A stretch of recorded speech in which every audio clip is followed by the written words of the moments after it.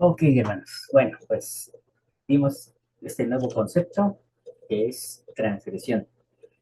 Tenemos un artículo de fe que dice, creemos que los hombres serán castigados por sus propios pecados y no por la transgresión de Adán. ¿Cómo podemos entender, o más bien, cómo es que entendemos este artículo de fe comúnmente?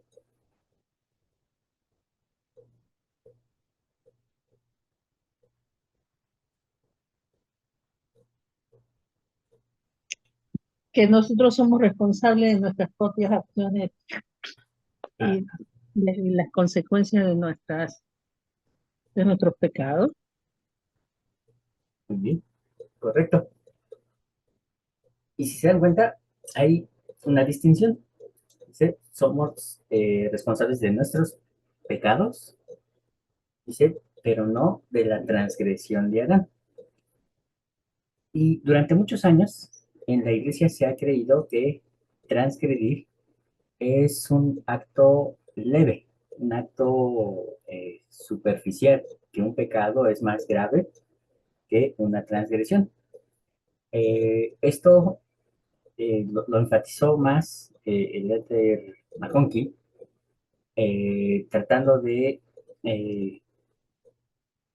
hacer énfasis en el hecho de que nosotros no creemos en el pecado original, sobre todo porque el pecado original, de acuerdo a la doctrina católica, tiene que ver con la sexualidad. Y entonces se dice que nosotros nacemos con pecado eh, y que prácticamente no solamente nacemos con, sino también nacemos en. Por lo tanto, el hecho de traer hijos a este mundo se hace a través de pecado. Ah, y bueno, obviamente ahorita no vamos a discutir ese asunto porque es muy profundo y tiene sus matices, ¿no? Sin embargo, a lo que llamamos caída, en la iglesia lo consideramos una transgresión, pero a diferencia de lo que se ha enseñado por muchos años, que una transgresión es más leve que un pecado, en realidad una transgresión es mucho más grave que un pecado. Un pecado, como vimos, era cometer un error. Es simplemente ignorar algo y hacerlo, por decirlo así.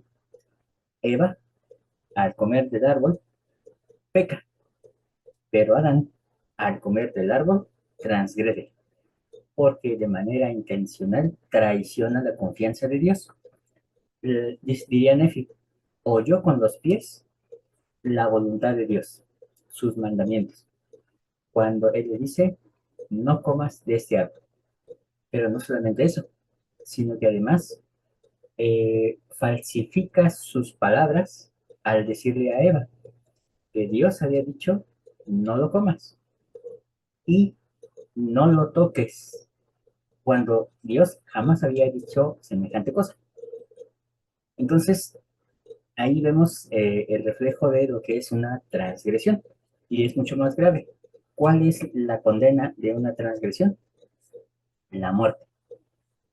Y con la muerte, pues evidentemente no hay opción, no hay algo que pueda redimir dentro de la ley de Moisés o la Torah. No existe, no existe un borrego que haga que las personas vivan para siempre. Eh, no es posible restaurar una relación de confianza dentro de la Torah. No hay forma de redimir.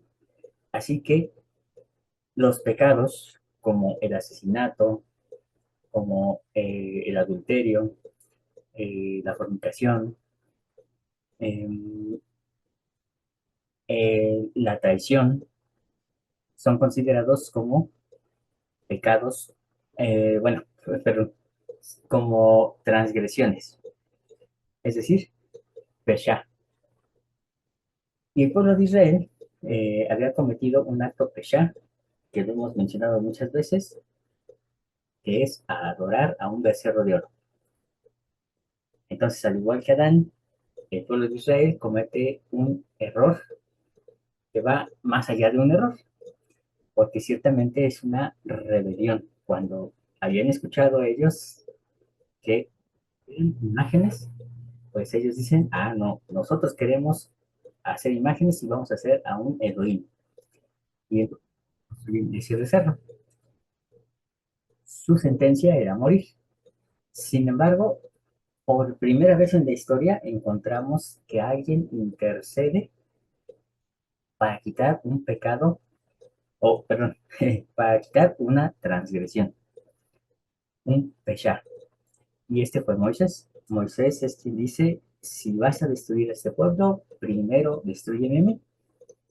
Y obviamente después platica con Dios y le dice, no lo hagas, porque en realidad tu gloria es la que va a quedar eh, pues hecha cenizas, ¿no?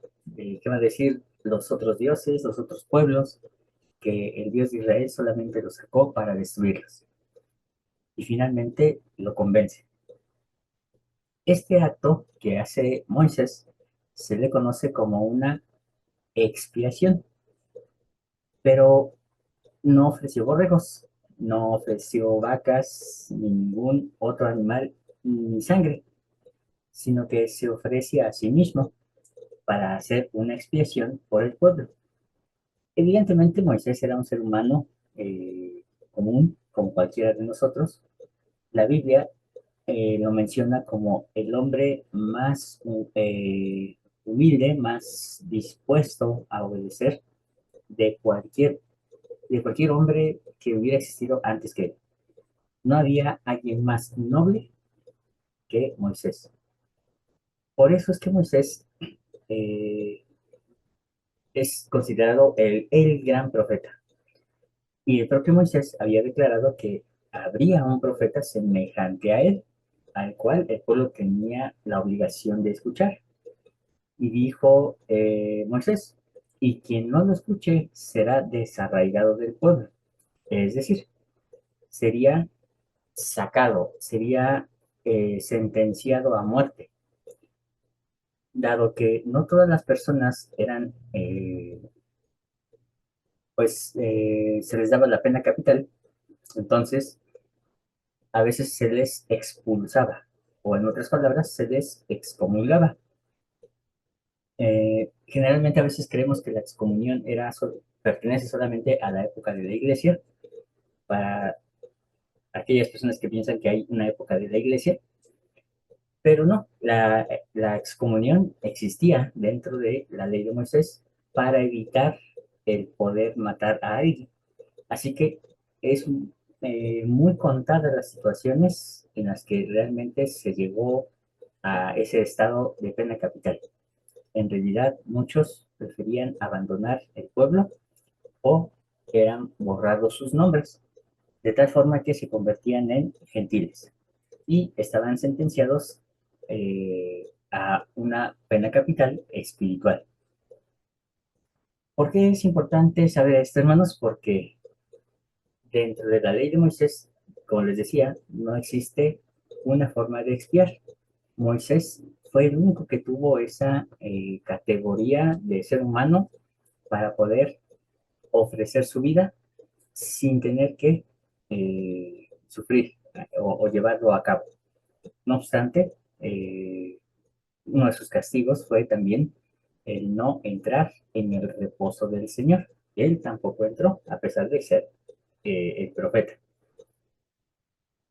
Con esto, entonces, hermanos, podemos entender que el Mesías viene en esa condición de poder entrar en el reposo, de ayudarnos a nosotros a entrar a ese reposo, pero él sí debía cumplir con todo el proceso de expiación.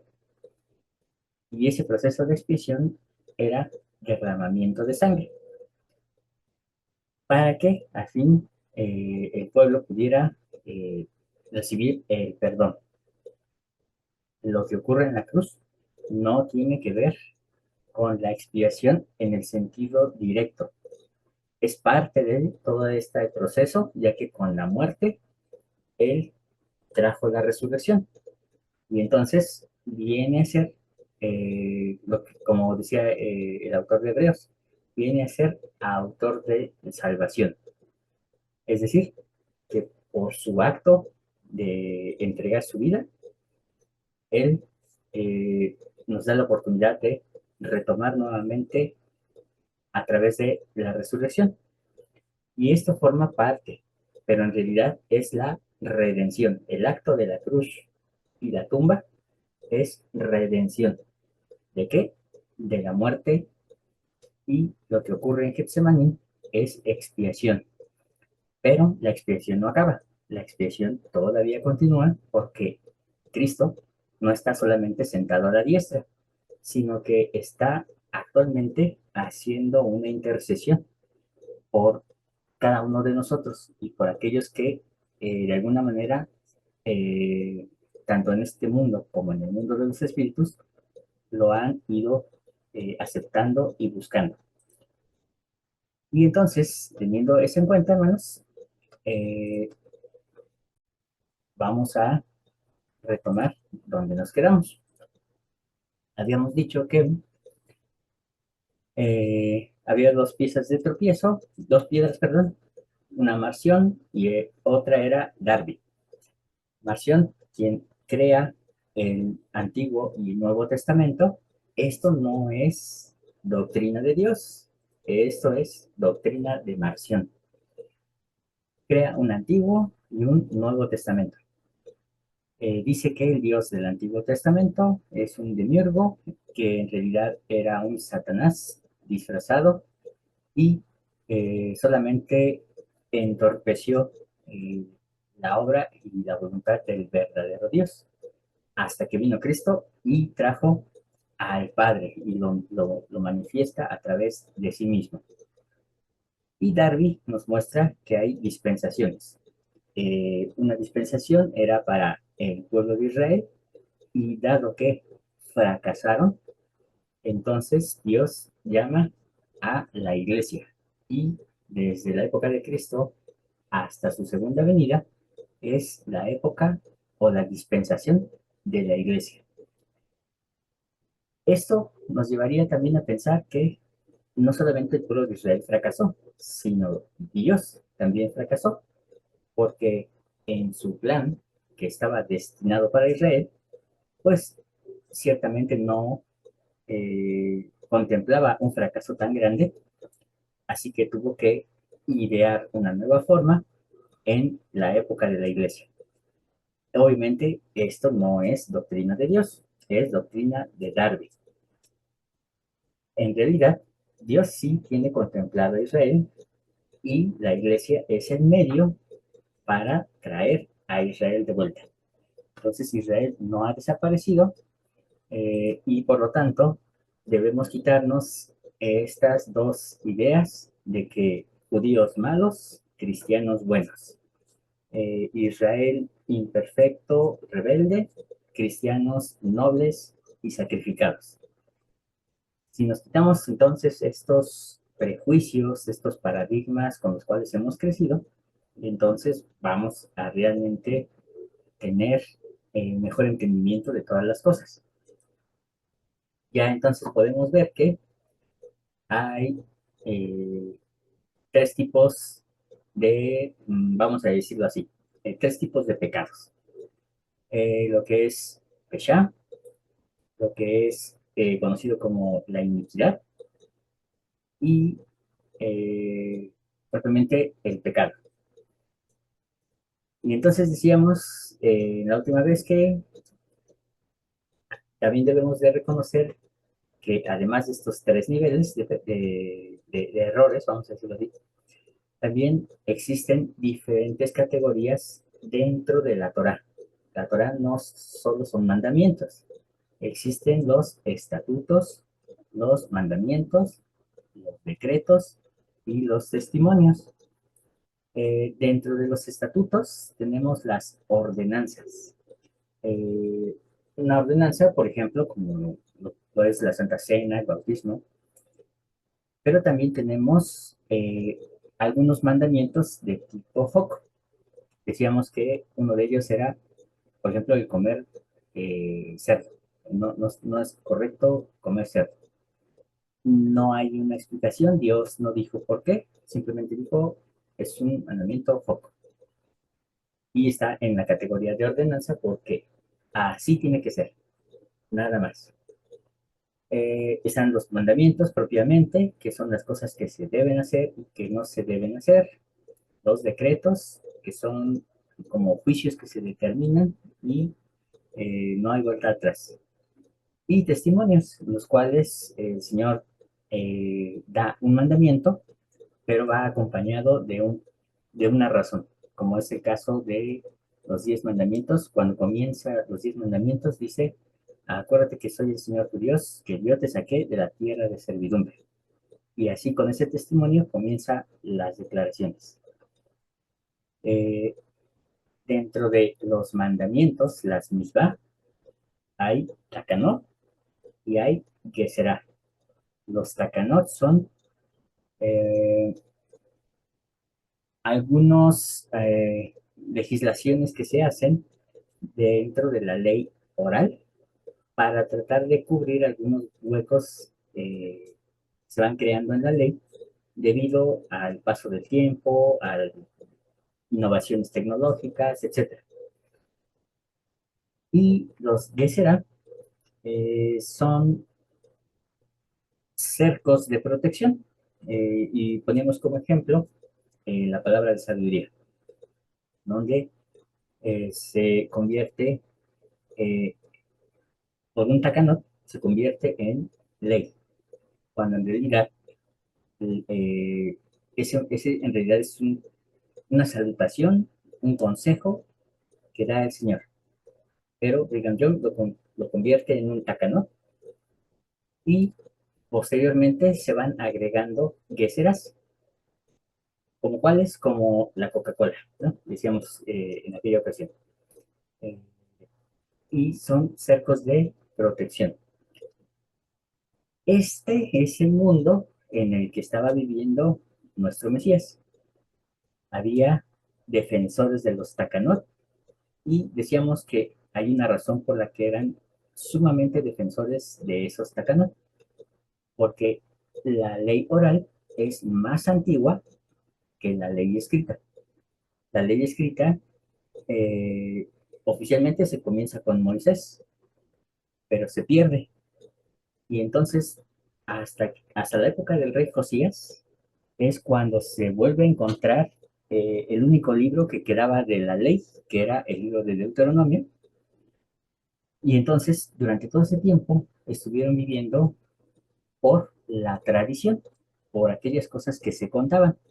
Así que en la época del Mesías, la ley oral era sumamente privilegiada y la gente tenía que conocerlos bien, de memoria, hasta el más iletrado del pueblo tenía la obligación de conocer la ley oral.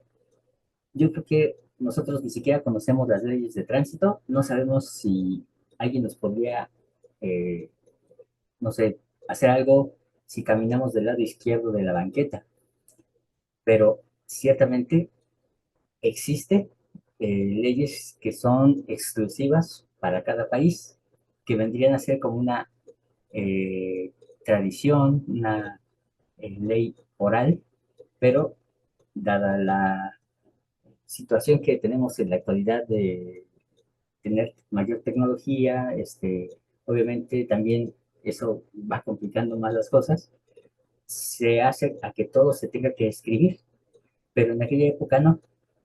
Entonces, esto también es importante valorarlo porque el hecho de que El Salvador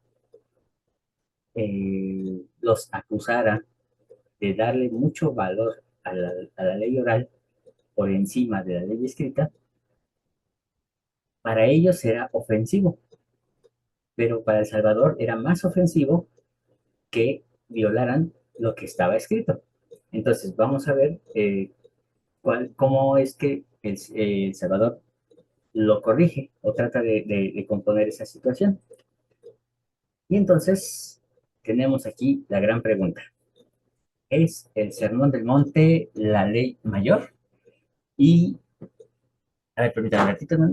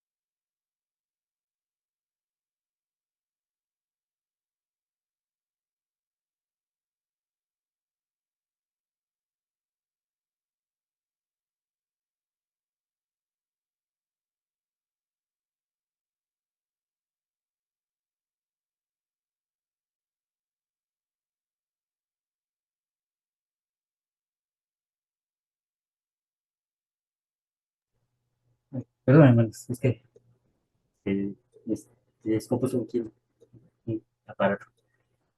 Ok, bien, decíamos que es el Sermón del Monte, la ley mayor, por encima de la ley de Moisés. Bueno, en la iglesia se nos ha enseñado que sí, el Sermón del Monte y todo lo que se enseñó en esa ocasión forma parte de la ley mayor.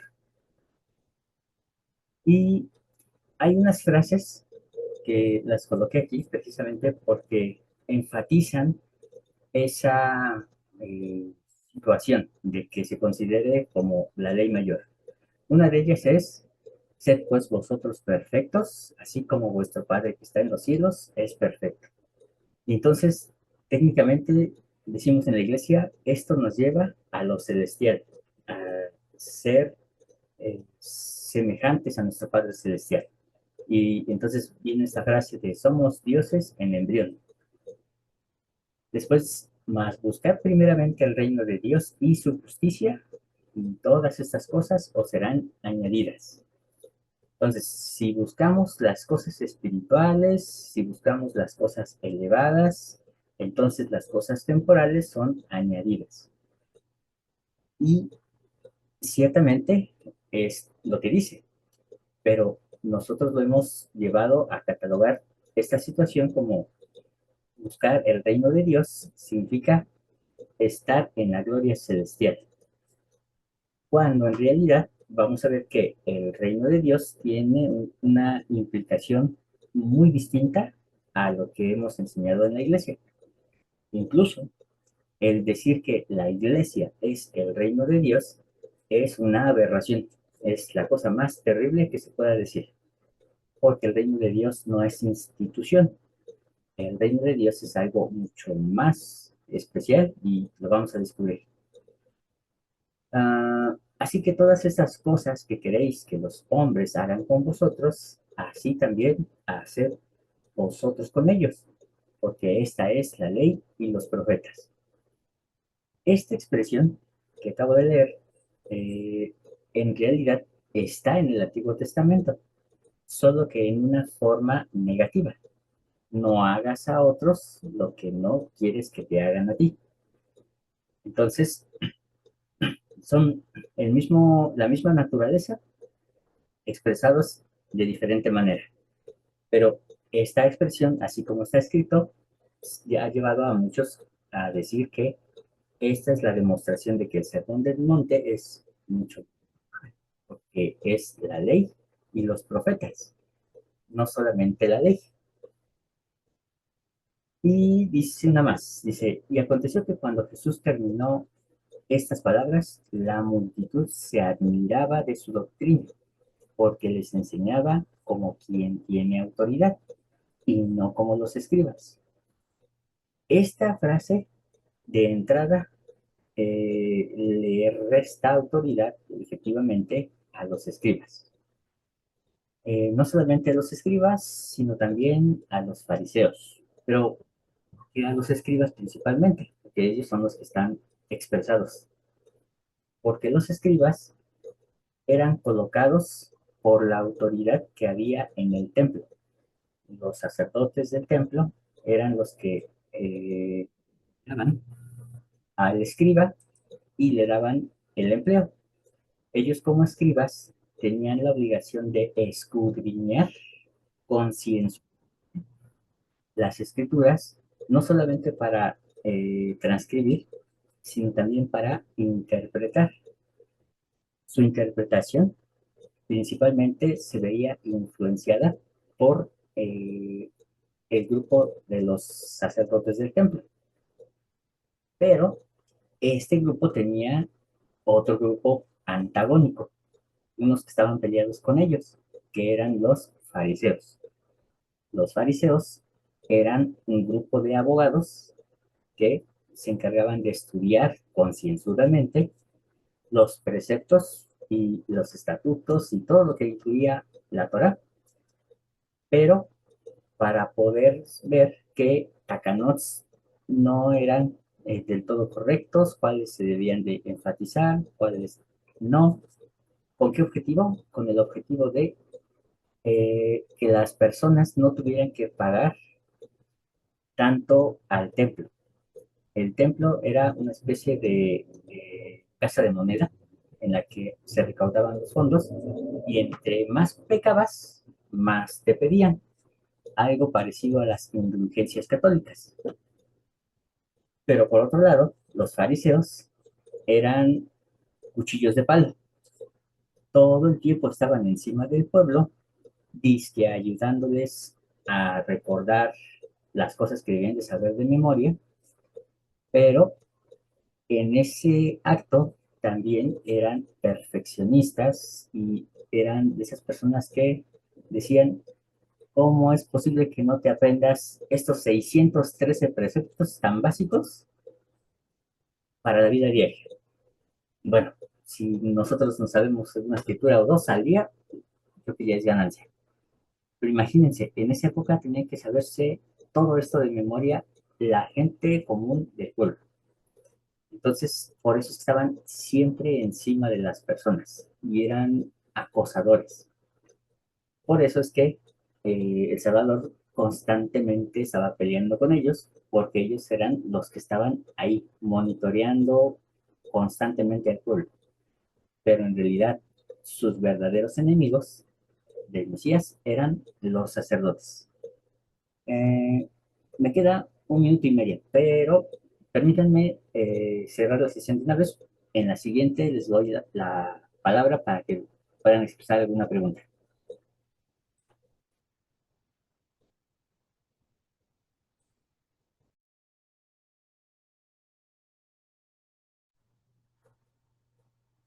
Bien, hermanos, me gustaría saber si hay alguna pregunta hasta este momento.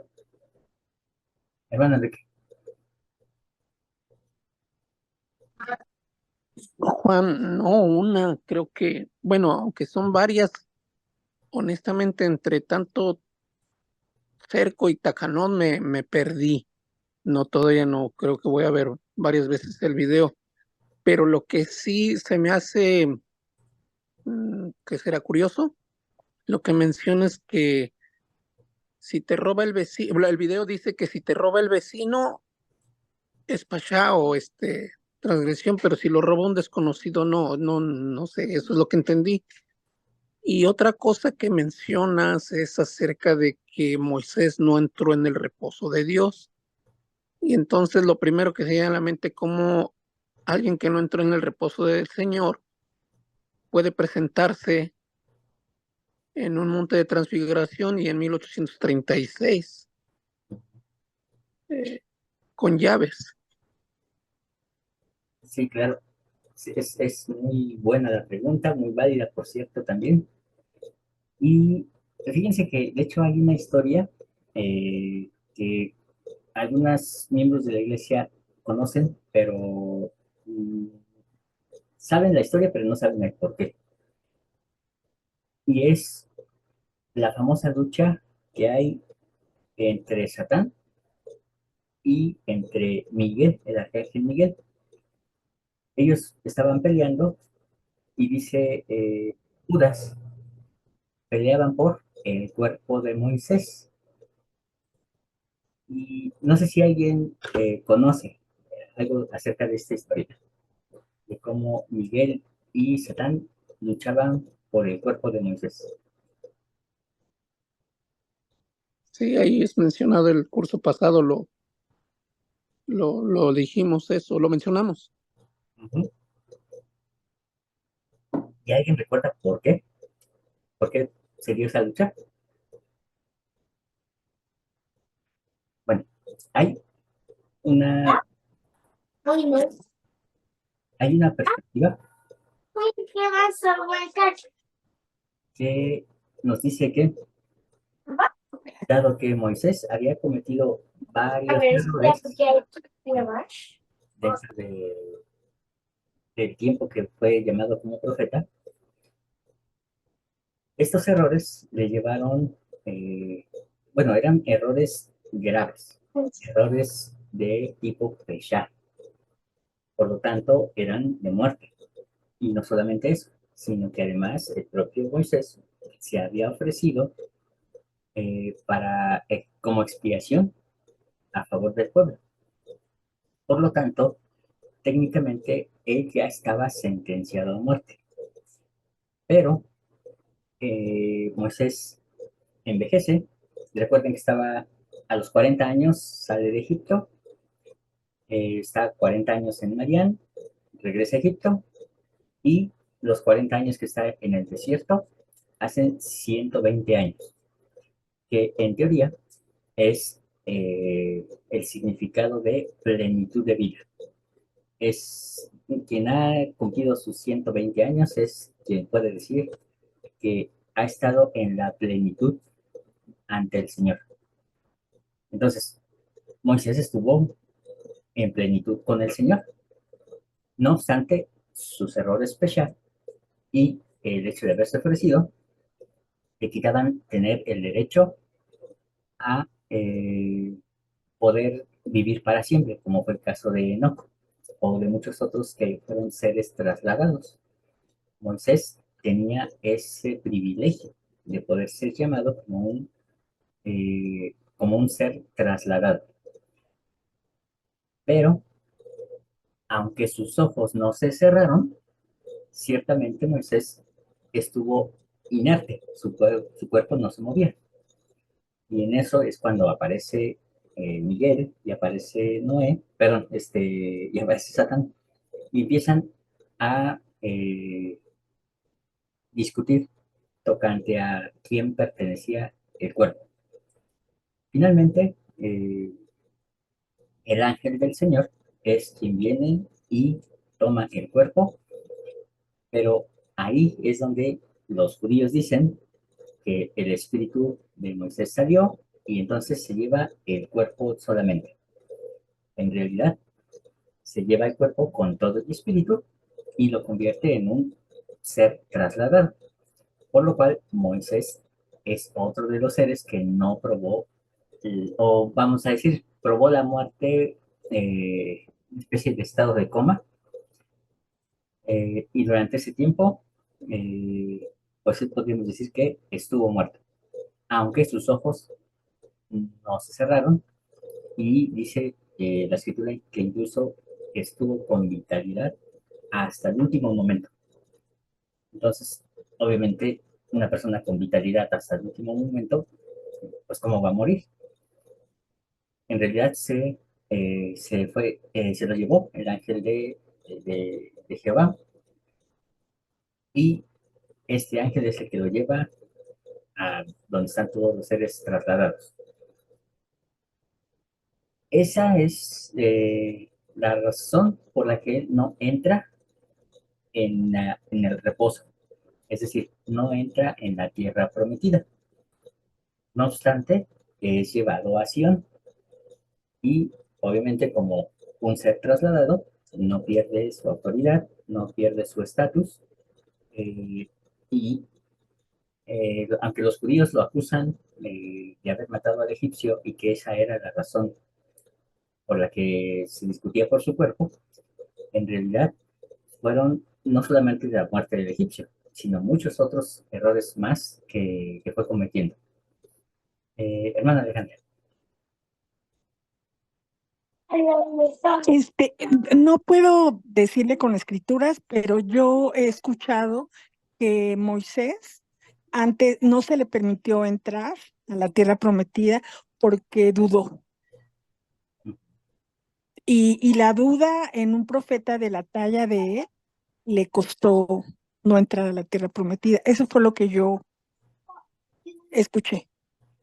Sí, ¿Es así? y su duda, la duda de Moisés, se convirtió en un error debido a que cuando nosotros dudamos, actuamos impulsivamente. Y entonces nuestro yo animal sale.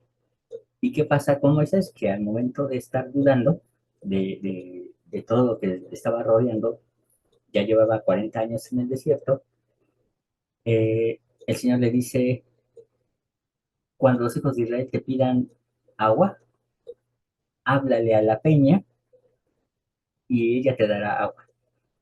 Pero Moisés, en su duda, de pronto estalla, se enoja y le pega 2 veces a la roca. Y si recordamos, la roca era un símbolo de Cristo.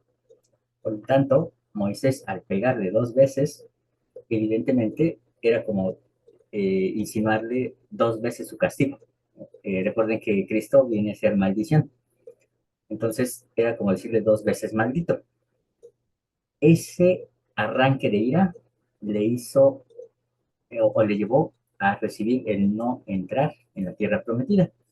Por eso es que decimos que él no entró en el reposo del Señor.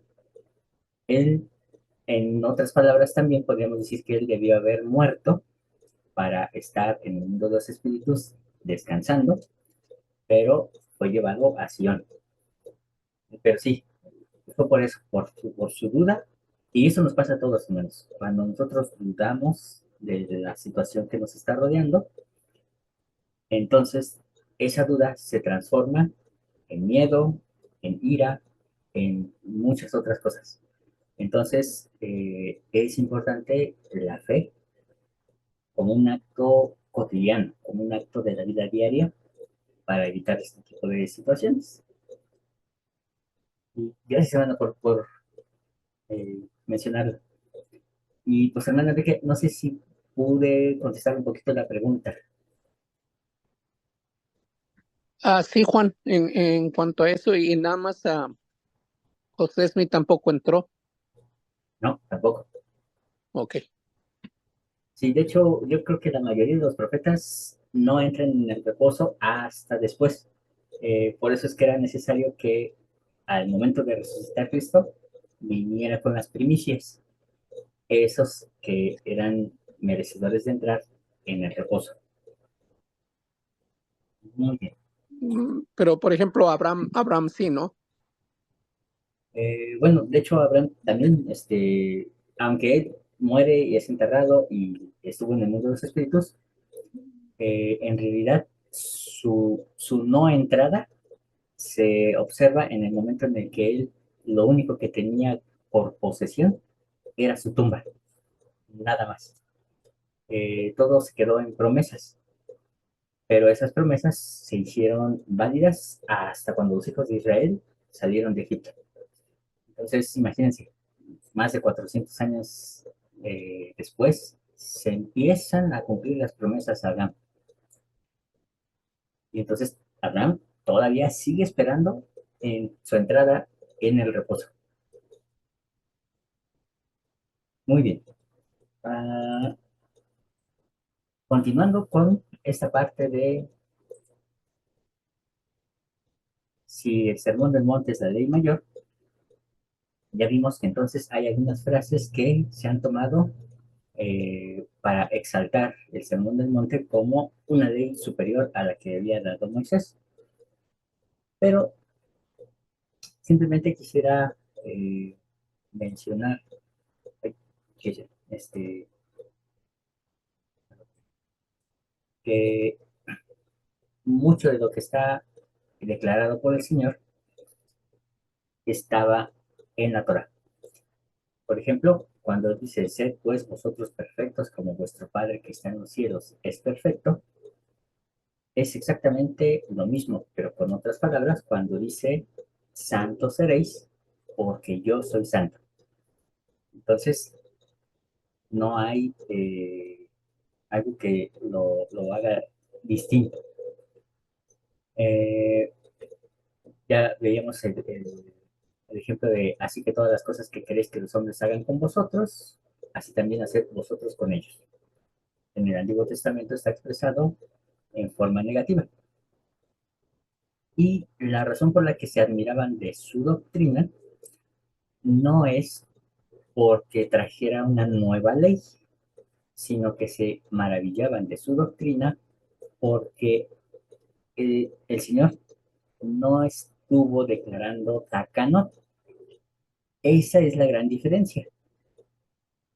Lo que trajo el Mesías no eran takanot, no eran correcciones a la ley, sino que era el precepto de la ley en su forma original, en la forma más natural, de tal manera que no dejaba huecos para que se crearan otros takanot.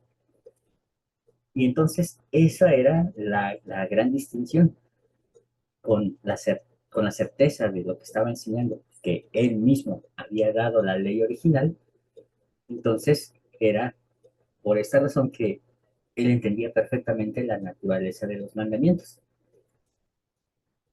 Y entonces vamos a ver algunas declaraciones que da en el mismo sermón concerniente a la ley.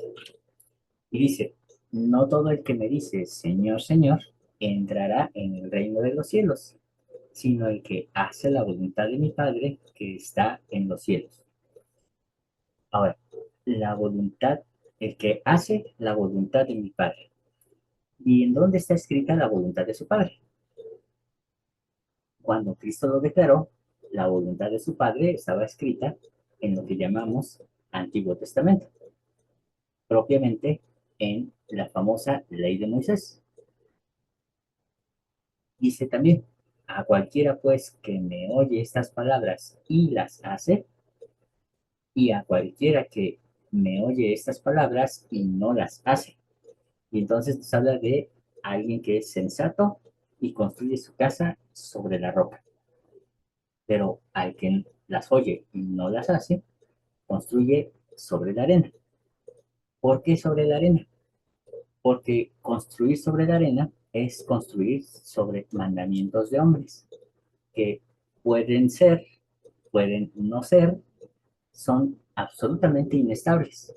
Si a alguien le conviene, lo pone, si a alguien no le conviene, lo quita. Y entonces, de pronto nos dejan como si no como si el no existir una ley sería lo mejor, porque a veces nos ponen en peores situaciones. Dice el Salvador en una ocasión a los fariseos, hay de vosotros escribas y fariseos hipócritas, dice, porque ni entran ustedes ni dejan que los demás entren al reino de los cielos, debido a tantas cargas que están poniéndole a, al pueblo, que se olvidan de las cosas que realmente son valiosas. Y entonces, a veces nos pasa así en la iglesia. Y una de mis favoritas. No penséis que he venido para abrogar la ley o los profetas. No he venido para abrogar, sino para cumplir. Y cumplir, bueno, ya lo hemos mencionado en varias ocasiones, pero nuevamente para que quede bien asentado, la palabra cumplir viene del griego plero, y la palabra plero significa hacer pleno, es decir, traerlo en su plenitud. Yo no entiendo cómo es que la Biblia Azul dice que Cristo sí vino a quitar la ley. Al inicio del capítulo 5, el resumen que se hace en cada capítulo está llena del prejuicio de la persona que estuvo escribiendo. Y entonces, Cristo no viene a quitar la ley, sino a hacerla plena. Porque de cierto os digo que hasta que pasen el cielo y la tierra, y hasta donde yo sé, ni el cielo ni la tierra han pasado, ni una jota, ni una tilde. Una jota es una iota, es la letra más pequeña de todas las letras que hay en el alefato hebreo. Ni una iota, ni una tilde pasarán de la ley hasta que todo se haya cumplido, de manera que, hasta ahí, bueno, ahí ya me cupo, pero de manera que cualquiera que diga que estos mandamientos son pequeños, que ya no valen, que ya son antiguos, dice, pequeño será llamado en el reino de los cielos. Pero José Smith, al hacer la corrección, le agrega un punto más, y no será salvo. Pero aquel que diga y haga estos mandamientos, enseñe y haga estos mandamientos, dice, grande será en el reino de los cielos.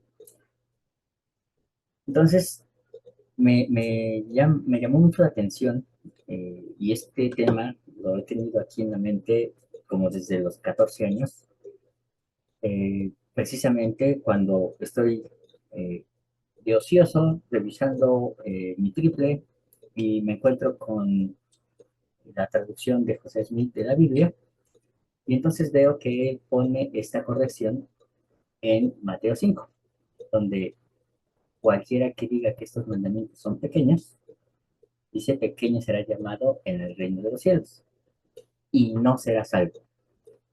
Y entonces dije, o sea, significa entonces que los mandamientos antiguos son importantes, grandes, vigentes, etcétera. Desde entonces ha sido algo que ha estado en mi mente, y obviamente muchos años después es que ahora entiendo con mayor claridad muchas cosas. Pero créanme que también ha habido mucha disonancia en mi mente.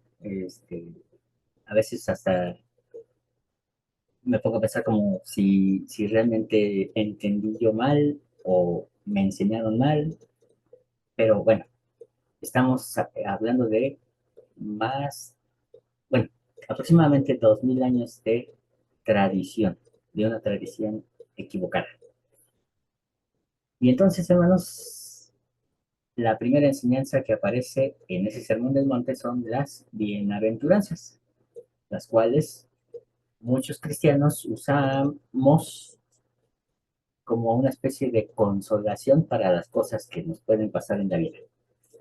Pero en realidad las bienaventuranzas no son para consolar, no son para dar ánimo.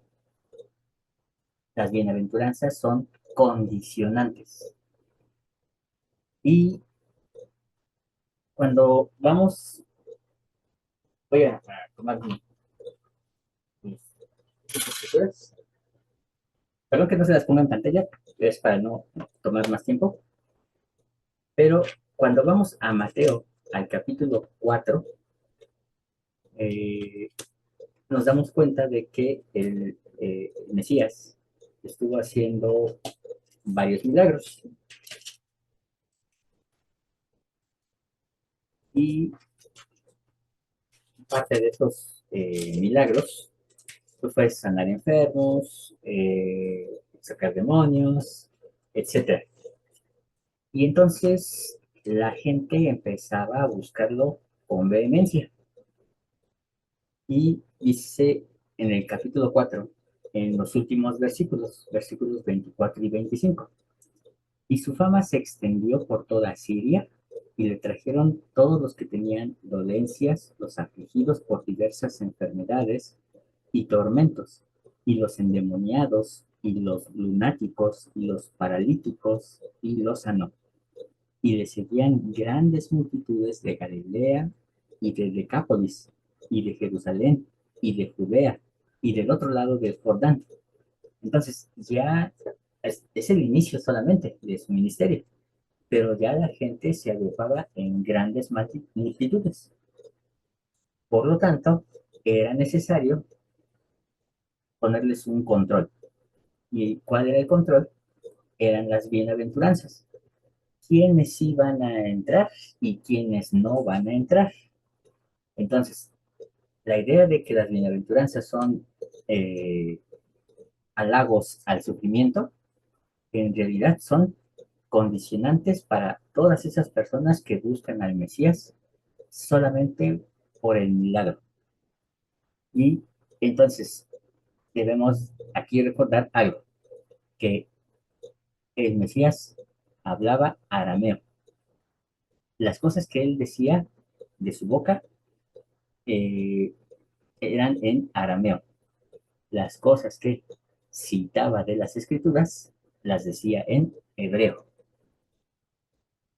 Entonces, teniendo esto en cuenta, hermanos, las bienaventuranzas debemos de entenderlas más en su contexto arameo que en el hebreo y, por supuesto, para nada en griego.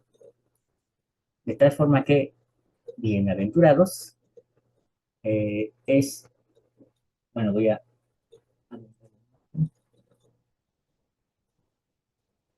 ok, dice bienaventurados. En griego dice makairos, que se refiere a esta expresión que dice qué buena vida. Ay, perdón.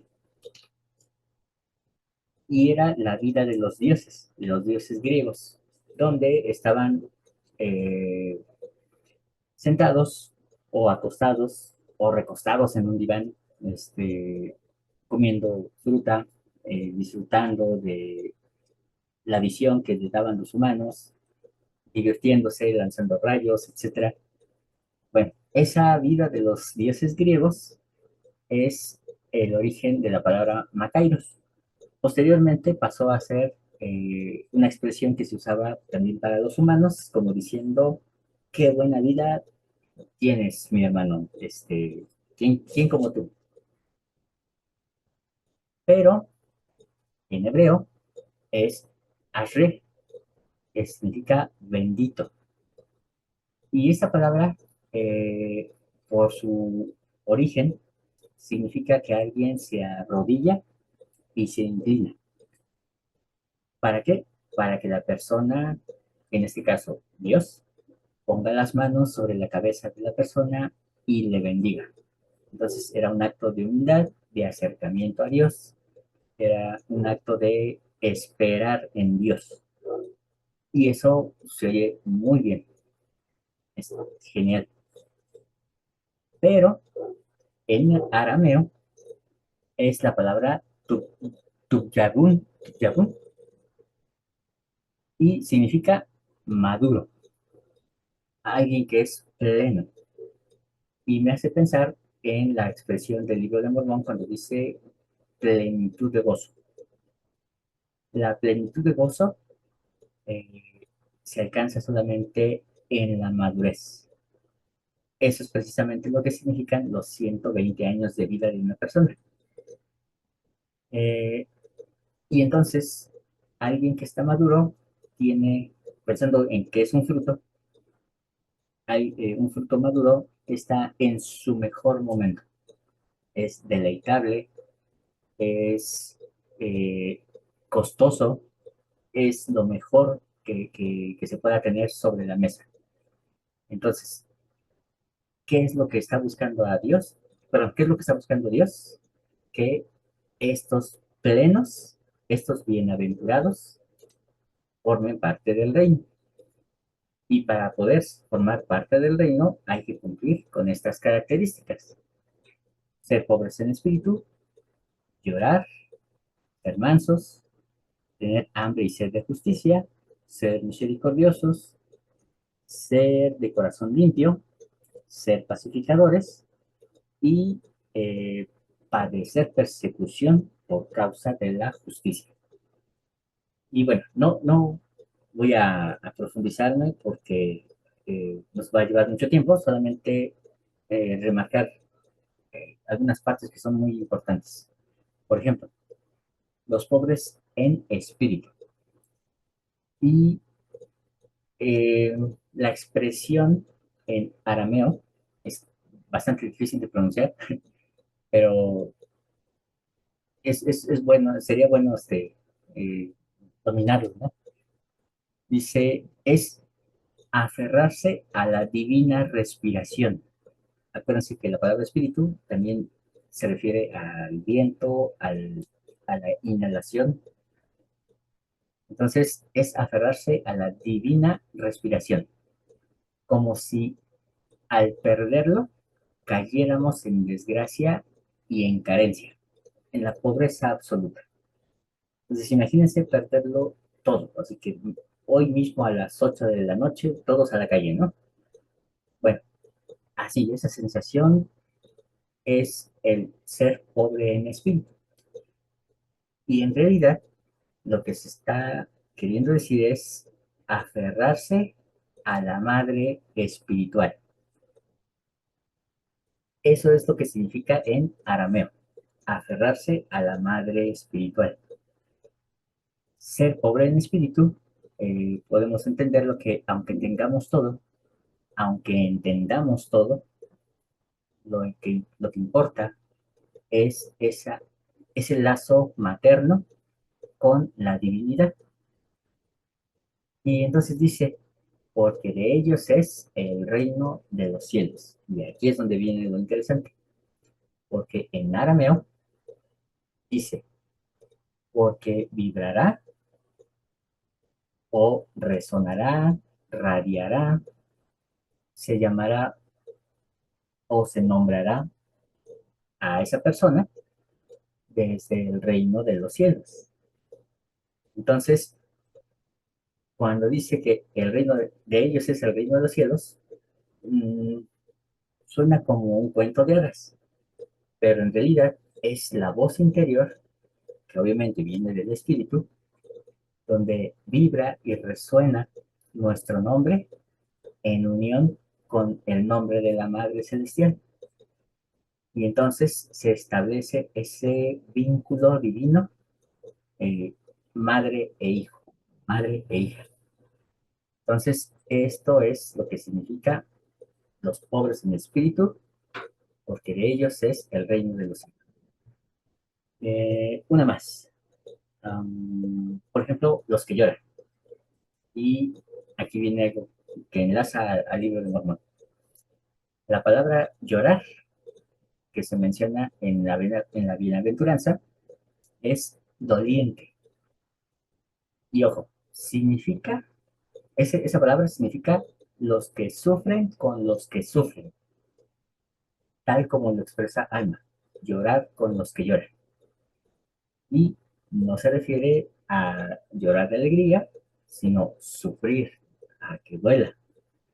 Y esto viene a causa de, bueno, dice, porque ellos recibirán consolación. Y entonces, si ustedes recuerdan, preguntábamos, ¿por qué lloran los que han encontrado la salvación?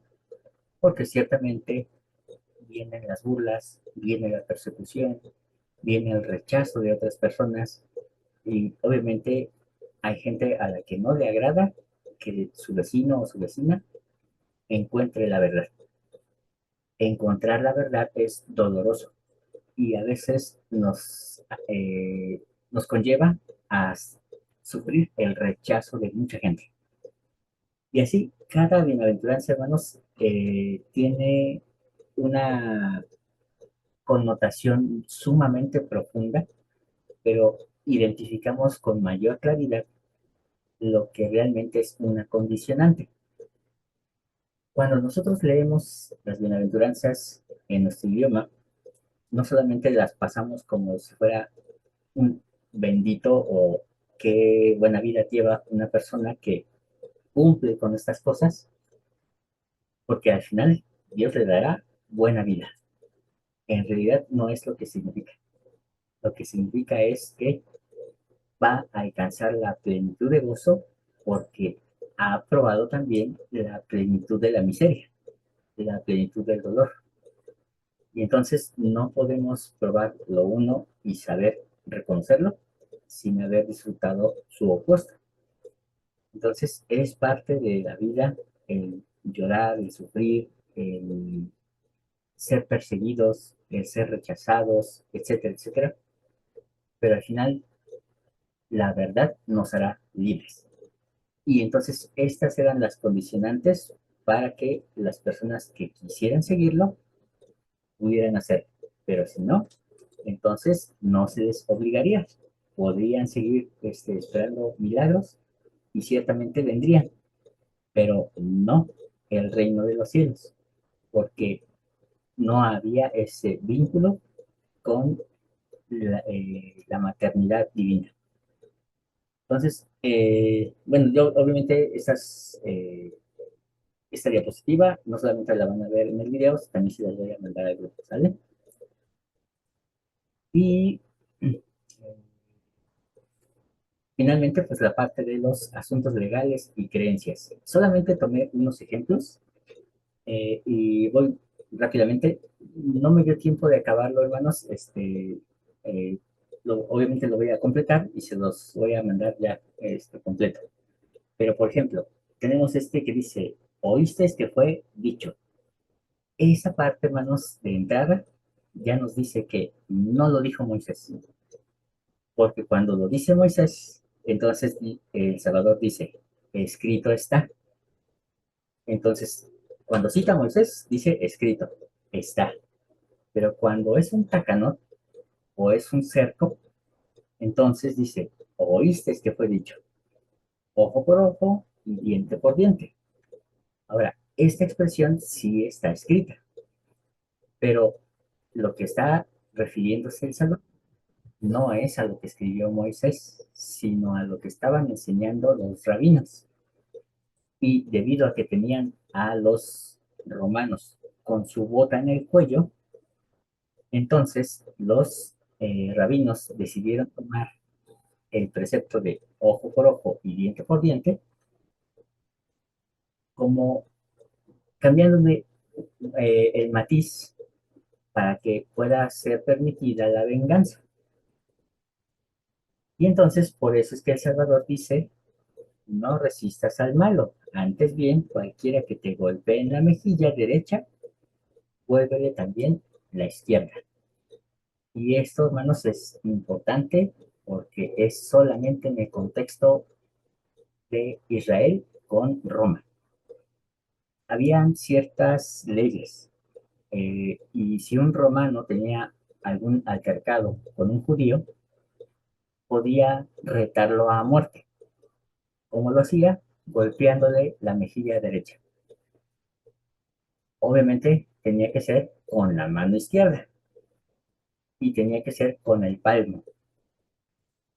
Pero si le devolvía el golpe, es decir, si le regresaba, obviamente, con el dorso de la mano y le golpeaba la mejilla izquierda, entonces el reto a muerte quedaba anulado y el romano quedaba bajo sentencia a prisión. ¿Por qué razón? Por haber golpeado dos veces en un reto a muerte. Y era una forma de decirle al pueblo, defiéndanse con astucia. No les está diciendo sométanse, sino defiéndanse con astucia. Es apelar a un recurso legal en esa situación. Y lo mismo pasa cuando dice, si alguien te pide ir una milla y se ve con él dos, era porque los soldados tenían el privilegio de que si encontraban algún judío en el camino, podían obligarlo a que recorriera una milla. Pero si recorría o lo obligaban a recorrer dos, entonces el soldado quedaba degradado de su puesto, era encarcelado y obviamente jamás volvería a ocupar un cargo público. Y entonces, por eso es que les dice, si te pide ir con él una, pues ve con él dos, y así obviamente tú vas a salir ganando. Y finalmente, cuando dice, y si alguien te pide la capa, pues entrégale también la túnica. Eso era precisamente contra los sacerdotes del templo, porque ellos eran sumamente puntuales para hacer el cobro de los impuestos, de las multas, y entonces una de las situaciones más comunes era que en medio de la pobreza que había en aquellos tiempos, incluso se llevaban la túnica y le decían, quítate la túnica, y eso era la forma en la que podían medio pagar su multa o su adeudo. Pero les dice el Señor, dales también, perdón, si te piden la capa, dales también la túnica. Es decir, aunque no te quedes con nada, pero deshazte de ese problema. No dejes que los religiosos te sigan molestando. Si hay que pagar el diezmo, págalo, pero que no te molesten con ese asunto, que tu espiritualidad siga intacta a pesar de que estén ahí hostigando. Y la verdad es que es maravilloso la forma en la que él enseña estos preceptos, pero si se dan cuenta, no tiene nada que ver con la ley de Moisés y tiene mucho que ver con el contexto de su tiempo, con las cosas que estaban sucediendo en su pueblo en ese momento. Entonces, hermanos, es importante saber que no podemos leer solamente la escritura así, ahí se va. Hay que entender el tiempo y el contexto. Y se va a acabar el tiempo, de una vez cierro la sesión.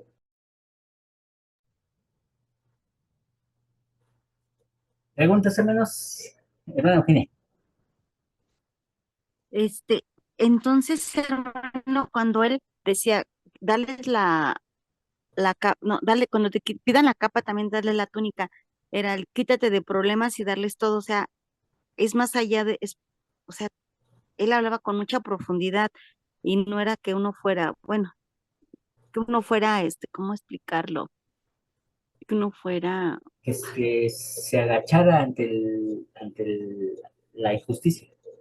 exactamente, no, eso es más profundo, ahorita como me lo está usted explicando, es quítate de problemas, o sea, no es que te agaches, sino simple y sencillamente evita los problemas y ya, hazte a un lado, no hagas más grande este asunto. Bueno, así es como le estoy entendiendo a usted. Así es. Y O obviamente, sea, evita en lo máximo los problemas. O sea, si algo tiene solución, solucionalo y ya, déjaselo en manos del Señor. Este, muchísimas gracias, hermano, le agradezco. Ahorita estoy entendiendo varias cosas. Muchísimas gracias, hermano, le no hay que, agradezco. hermano. Pero entonces, esa era la finalidad, evitar el problema y no seguir. Así es. Pero Excelente. actuando con astucia, que a Con veces, inteligencia podríamos decir, ¿no, hermano? ajá, con inteligencia.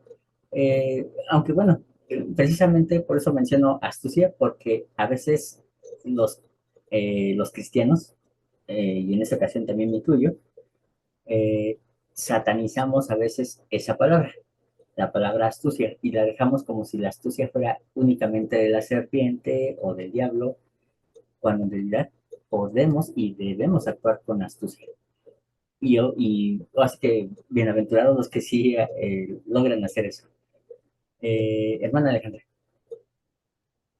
Perdón, entonces, astucia e inteligencia, bueno, porque nos está hablando de dos, perdón, hermana Alejandra, Sí, astucia e inteligencia viene siendo lo mismo, ¿verdad? Sí, prácticamente son como sinónimos en su Sí, no, condición espiritual. exactamente. Ok, perfecto. Gracias, hermano, le agradezco. Gracias, hermana. sí, no, pues al contrario, o sea, yo continúo con lo que usted está comentando, porque, Mari, porque es impresionante la cantidad de personas que se salen de la iglesia por esto, ¿no? Porque muchas veces los fariseos y los escribas y toda esta gente que lo último que tiene es espiritualidad, perdón, lo que tiene son la ley y la manejan como lo entienden. Y usted acaba de decir algo muy interesante, porque usted dijo que los mandamientos de hombres quitan y ponen, y ponen y quitan.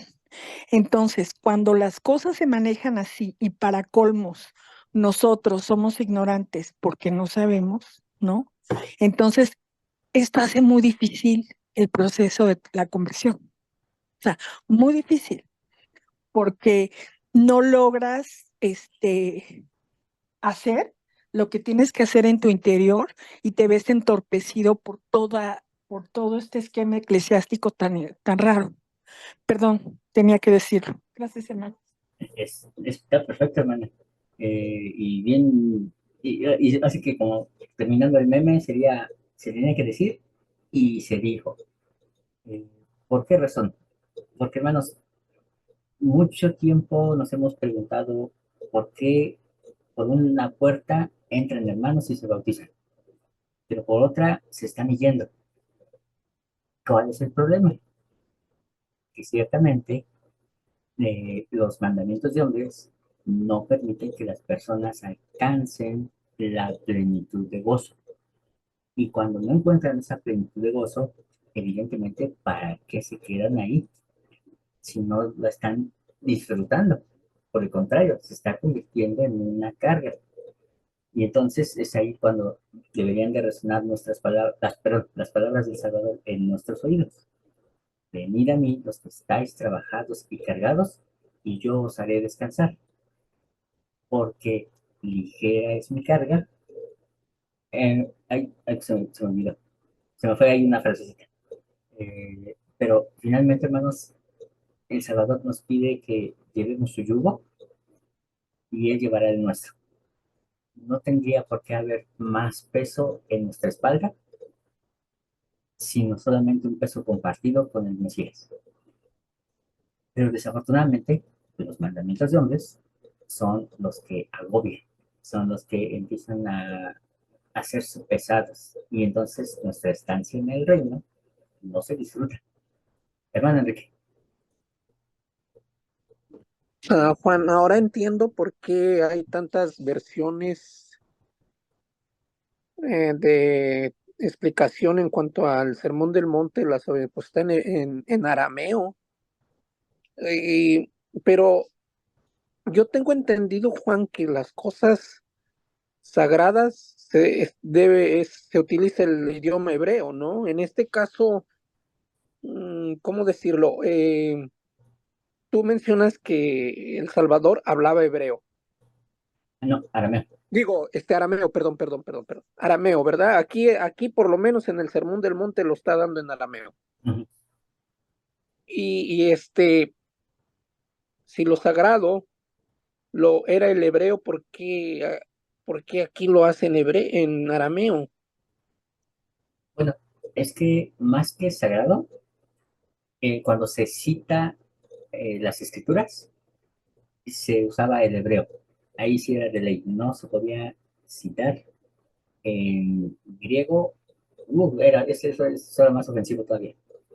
Pero en arameo no se podía citar, tenía que hacerse en hebreo y explicarse en arameo. Esa era como la forma en la que se hacía. Entonces, todo lo que salía naturalmente de la boca del Salvador era en su idioma, pues así que local, que era un arameo siríaco. Pero cuando citaba las escrituras, tenía que ser en hebreo. No obstante, y por desgracia también, el evangelista escribe en griego, que en realidad no fue Mateo, fue otra persona que posiblemente era discípulo de Mateo. Hermano Alejandro.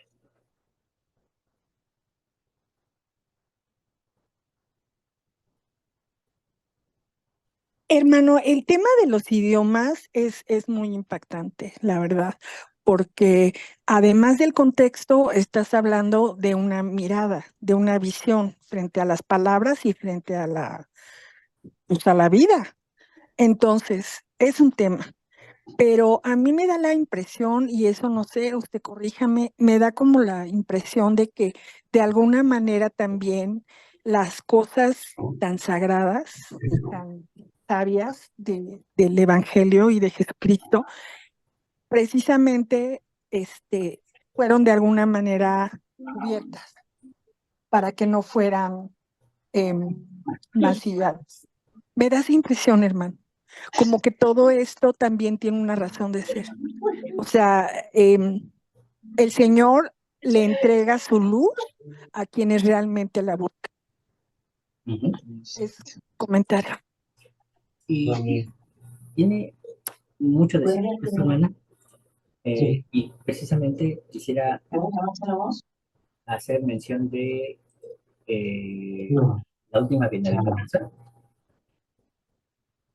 porque en la última bienaventuranza dice, bienaventurados los que padecen persecución por causa de la justicia, y eso prácticamente es lo mismo, pero al final viene algo diferente y me llama mucho la atención cómo viene expresado en arameo. Dice, bueno, nuestras Biblias dice, porque de ellos es el reino de los cielos, pero en arameo dice, el reino de Dios está dentro de ellos. Es decir, nace de ellos, de estos que son perseguidos por causa de la justicia. Y obviamente, hermanos, eh, el decir que el reino de los cielos está dentro de una persona nos lleva a no necesitar de alguien para que el reino de Dios se manifieste. Entiéndase por ese alguien a un papa, a un profeta, a un apóstol. No se necesita que esté presente para que el reino de Dios sí se manifieste. ¿Por qué? Porque por causa de la justicia, el reino se manifiesta solo. Y entonces, obviamente, eso le da al traste a todos los sistemas religiosos. Por eso es que es mejor que suene, porque de ellos es la iglesia, el reino de los cielos. A decir que el reino de Dios está dentro de ellos. Y entonces, efectivamente, hermanos, esto nos libera de toda esa carga que viene por el verticalismo que a veces hay en las iglesias.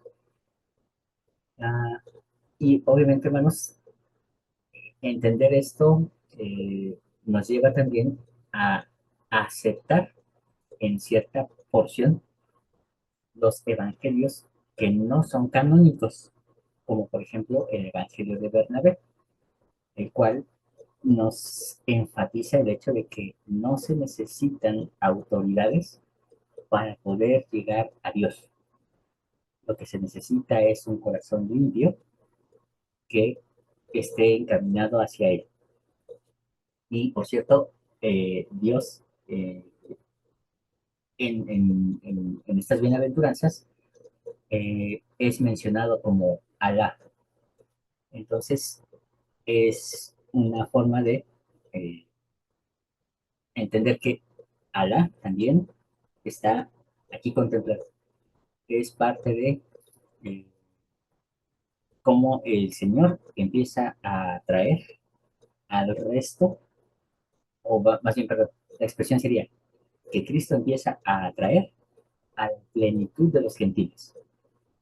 Y esa plenitud está en Ismael, en Esaú y en otros árabes que conforman a todo este grupo numeroso. Y Alá es una forma o una manifestación de Dios. Entonces, es sumamente profundo el estudiar las bienaventuranzas en arameo. Y obviamente esto nos deja una súper reflexión en cuanto al hecho de lo que me han enseñado, qué tan cierto es, qué tan correcto está. Pero tengan por seguro algo, que en este breve estudio que he hecho de las bienaventuranzas, el libro de Mormón coincide totalmente. No hay distinción. en estas bienaventuranzas. Obviamente el libro de Mormón incluye otras bienaventuranzas más, pero las que están coincidentes son exactamente iguales. Si acaso nada más algunos detallitos de traducción, pero fuera de eso la naturaleza de la expresión en el libro de Mormón es la misma que hay en arameo. Entonces eso me impactó, me llenó de mucho entusiasmo al saber que el libro de Mormón eh, sí cumple con este carácter. Y obviamente tenemos el reto de cómo explicar esas instrucciones que da el Salvador para los romanos cuando no había romanos en América. Y entonces ahí hay una explicación que lo haremos después, porque ahorita nos vamos a enfocar más en esta parte de las leyes, pero no sé si alguien más tenga pregunta.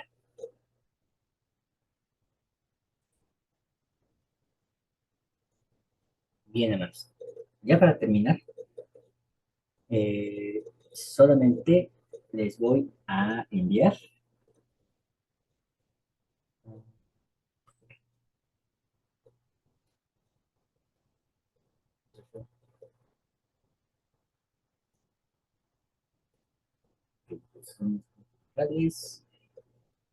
ok, bueno, dado que muchos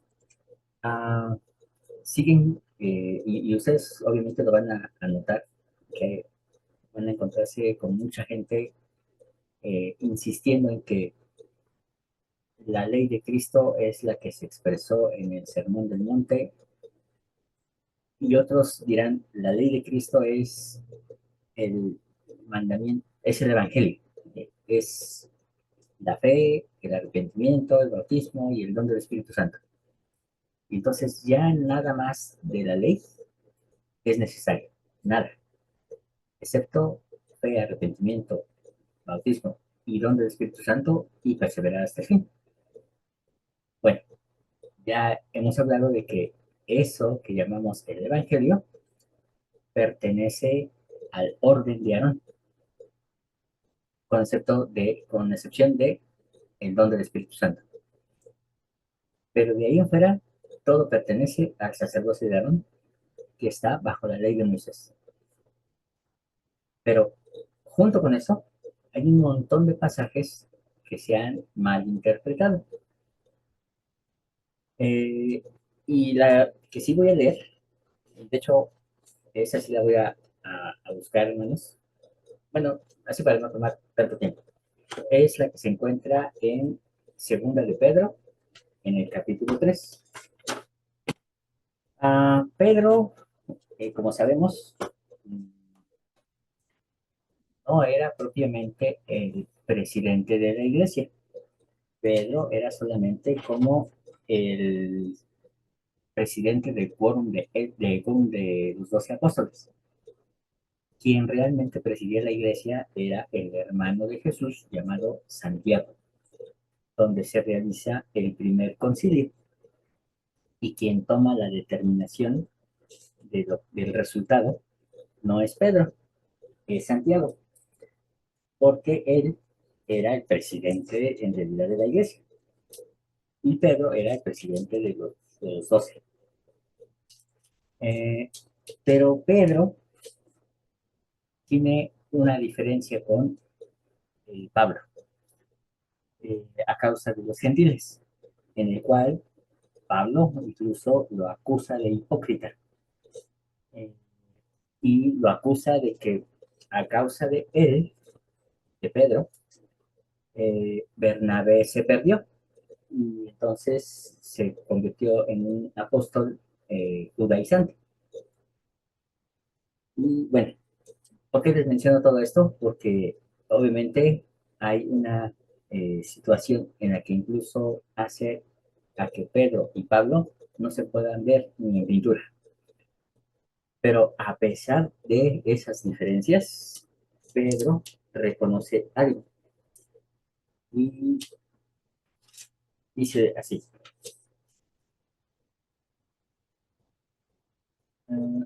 Por lo cual, oh amados, estando en espera de todas las cosas, procurar con diligencia ser hallados.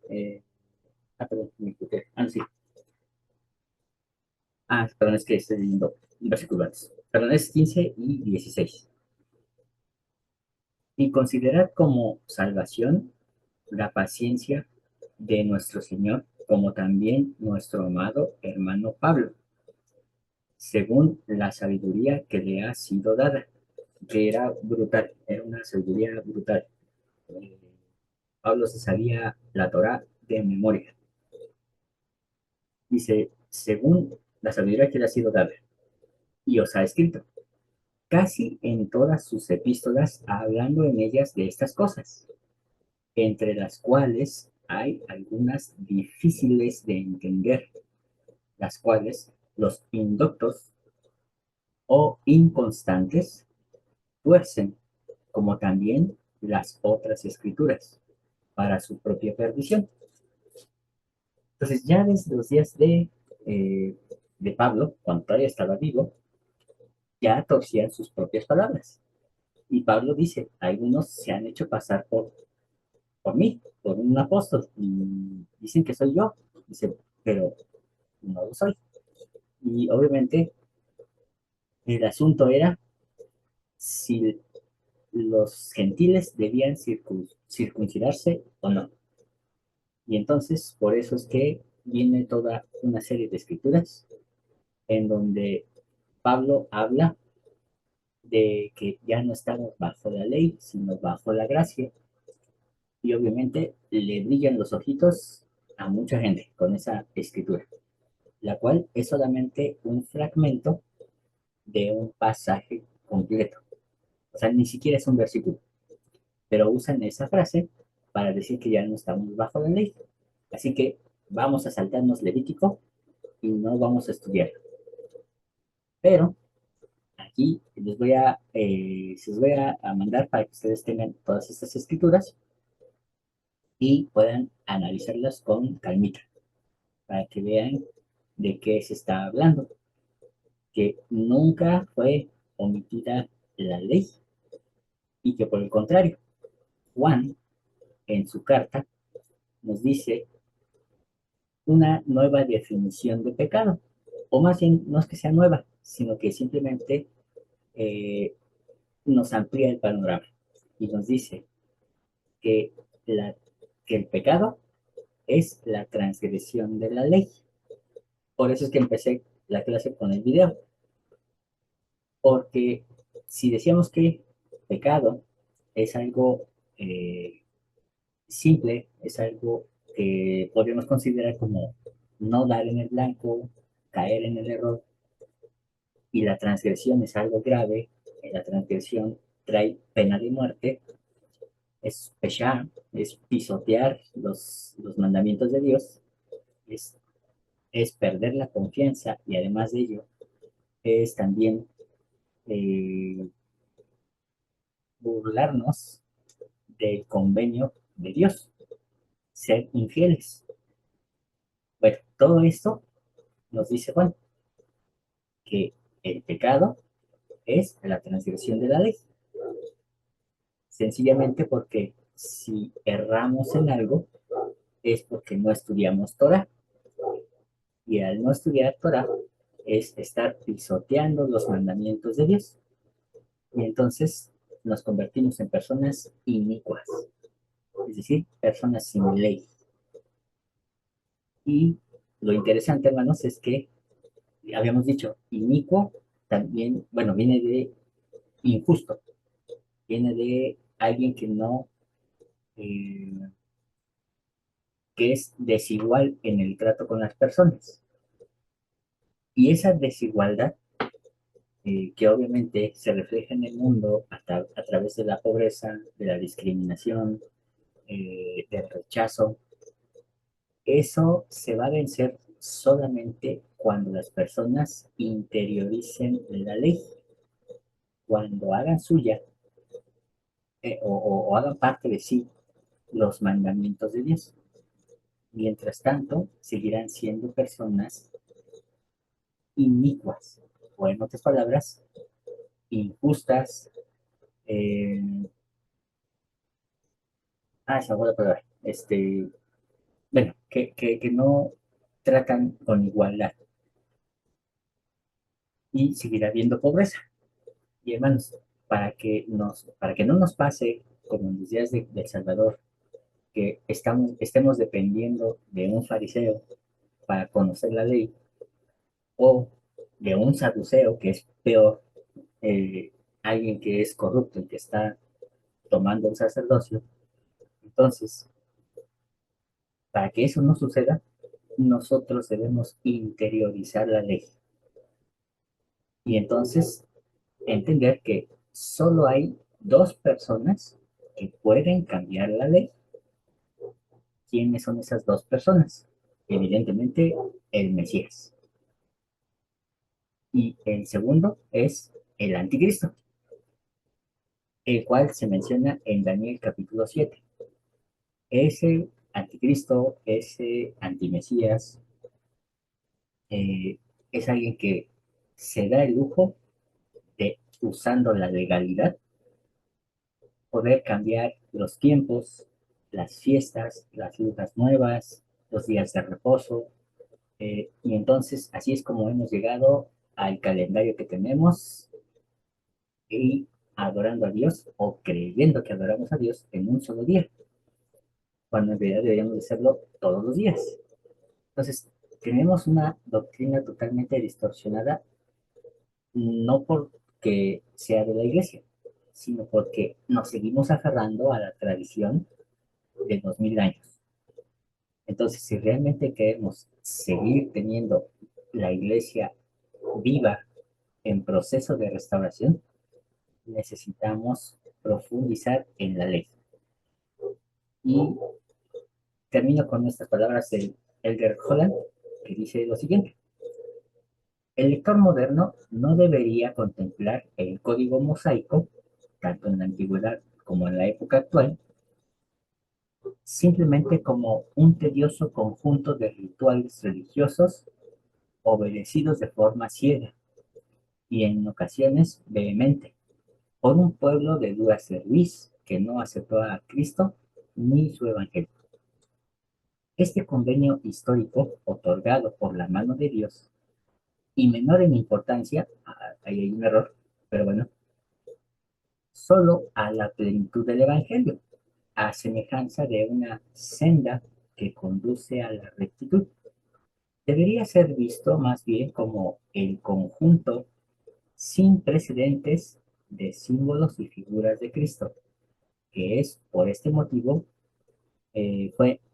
por este motivo fue entonces, y todavía lo es, y ojo, y todavía lo es en su esencia y pureza, una guía a la espiritualidad, una puerta hacia Cristo, una senda de estricta obediencia a los mandamientos que por medio de las leyes del deber y la decencia conduciría a las leyes mayores, otro error, de santidad, de camino a la inmortalidad y la vida eterna.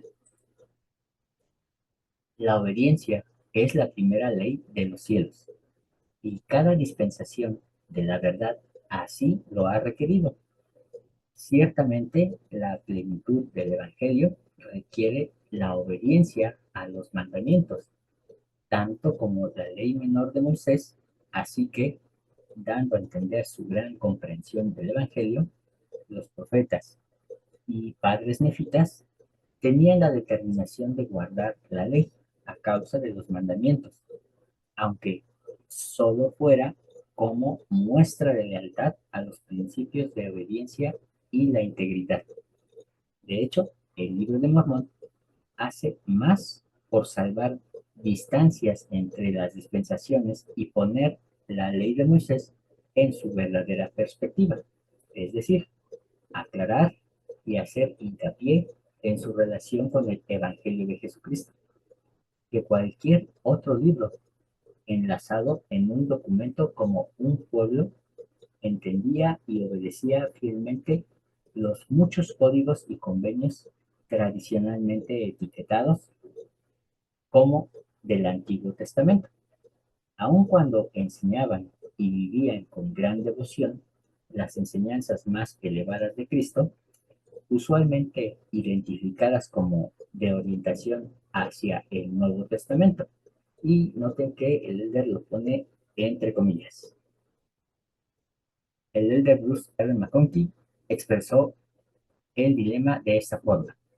No siempre podemos decir si ciertos ritos específicos de los sacrificios realizados en Israel formaron parte del sistema mosaico, o si eran las mismas ordenanzas efectuadas por Adán y Abraham como parte de la propia ley del Evangelio. Es más, parece que algunas de las prácticas rituales variaron con el tiempo de acuerdo con las necesidades especiales del pueblo y las diferentes circunstancias en las que se encontraban. Ni siquiera el Libro de Mormón nos ayuda en este sentido. Sabemos que los nefitas ofrecían sacrificios y guardaban la ley de Moisés, pero dado que disponían del sacerdocio de Melquisedec y que no había levitas entre ellos, suponemos que sus sacrificios databan de antes del ministerio de Moisés. Y que, dado que tenían la plenitud del Evangelio, observaban la ley de Moisés en el sentido de que cumplían con su gran número de principios morales y sus infinitas restricciones éticas. Suponemos que esta sería una de las razones por las que Nefi pudo decir: para nosotros la ley ha muerto. Al menos no hay indicio alguno en el Libro de Mormón en cuanto a que los nefitas ofrecían los sacrificios diarios requeridos por la ley, o que celebraban las diversas fiestas que formaban parte de la vida religiosa de sus parientes del viejo mundo. Y bueno, esta es una forma en la que el elder Holland y el elder McConkie tratan de justificar la forma en la que se aplica la ley de Moisés en el Libro de Mormón.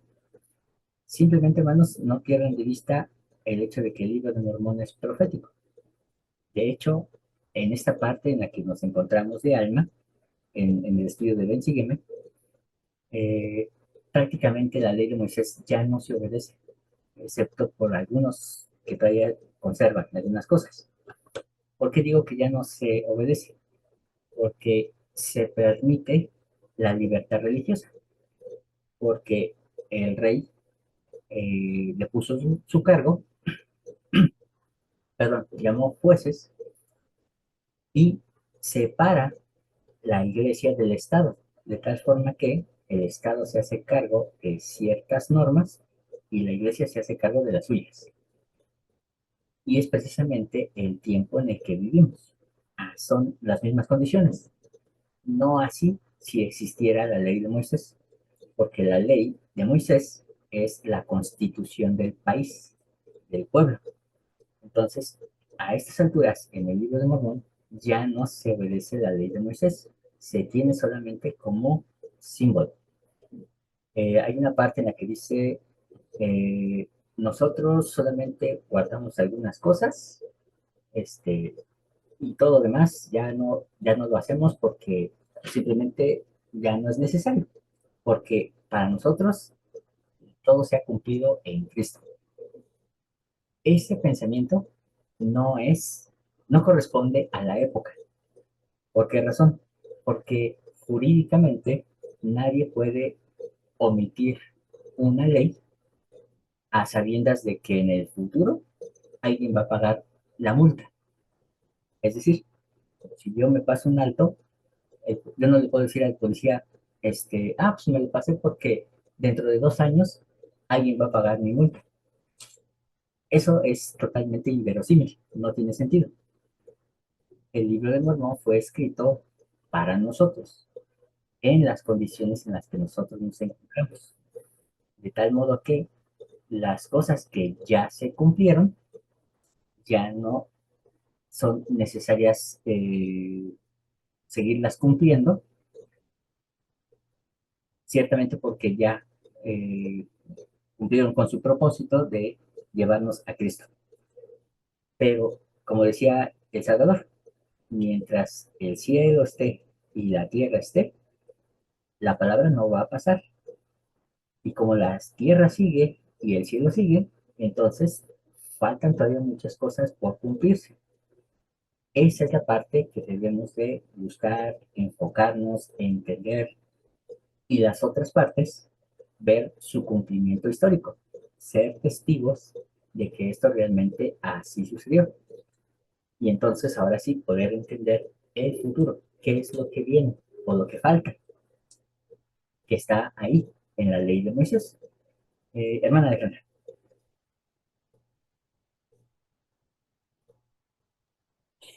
Híjole, yo tengo que volver a ver todo lo que usted nos ha hablado porque es mucho y apenas lo alcanzo a entender. Pero ahorita que lo estaba escuchando, yo pensé en la escritura donde se dice que los hijos de Levi darán un sacrificio, un sacrificio, ah, se dice esto. Entonces, también pensé en lo que usted nos preguntó en el chat referente a que si sabíamos que existían apóstoles con Moisés. Y pensé, una de las cosas que yo he aprendido en este tiempo es referente a la expiación, referente al sacrificio del Salvador. Normalmente, cuando yo, no sé, me da la impresión de que se habla de ley mayor y ley menor en función de la muerte física del Señor. Entonces, y también en función a las diferencias de lo que usted ahorita nos acaba de describir, de la manera como Él nos instruyó comparándolo con la Torá o con el Antiguo Testamento. Pero me parece que aquí el punto como para reflexionar es justo que, que todo lo que se ha escrito gira alrededor de la expiación y eso es desde Adán. O sea, no tiene nada que ver Abraham, ni Moisés, ni nadie. Es algo que se desplegó desde el principio del tiempo. Así es, hermano. Entonces, ¿no? Y entonces el sacerdocio arónico, que bueno, tiene una función que usted también nos ha hecho reflexionar al respecto, y el sacerdocio de Melquisedec se manifiestan en la tierra porque esto va a determinar la fe de nosotros, es la que va a permitir que se den las cosas o que no se den. Es el respeto precisamente al albedrío, ¿no? Entonces, conforme vamos caminando como humanidad, pero estos dos conceptos y esto que usted acaba de hablar, me parece que existe. O sea, está ahí. Es independiente de si lo entiendes o no. Así es. Y, hermanos, hay estas palabras que están aquí, salvación, ley, gracia, pecado, expiación, son palabras que la mayoría del cristianismo no entiende, sabe, y dicen la expiación de Cristo y nos salvó del pecado, pero no saben lo que es salvación y no saben qué es pecado, y mucho menos qué es expiación. Hermanos, eso no nos puede pasar a nosotros. Necesitamos entender estos conceptos en su plenitud. Y a propósito de plenitud, eh, nosotros decimos que vivimos en la plenitud del Evangelio. Y lo leímos ahorita con el Elder Holland. No obstante, no tenemos la plenitud del Evangelio porque existe el divorcio. Si decimos que el Señor retira las ordenanzas del templo como la investidura o el matrimonio eterno o la salvación por los muertos, en realidad no. Sí existía la salvación por los muertos, sí había matrimonios, o sea, no hay tal cosa como plenitud perdida, excepto por las apostasías que ha habido. Pero en realidad tenemos la plenitud del Evangelio, que es fe, arrepentimiento, bautismo y don del Espíritu Santo, más perseverar hasta el fin. Todo lo demás es la senda de los convenios que nos llevan de regreso. No hay, en la época de Moisés se tenía la plenitud. En la ley de Moisés está la plenitud también. Entonces, ¿a qué le llamamos plenitud? ¿O qué deberíamos tener como concepto de plenitud?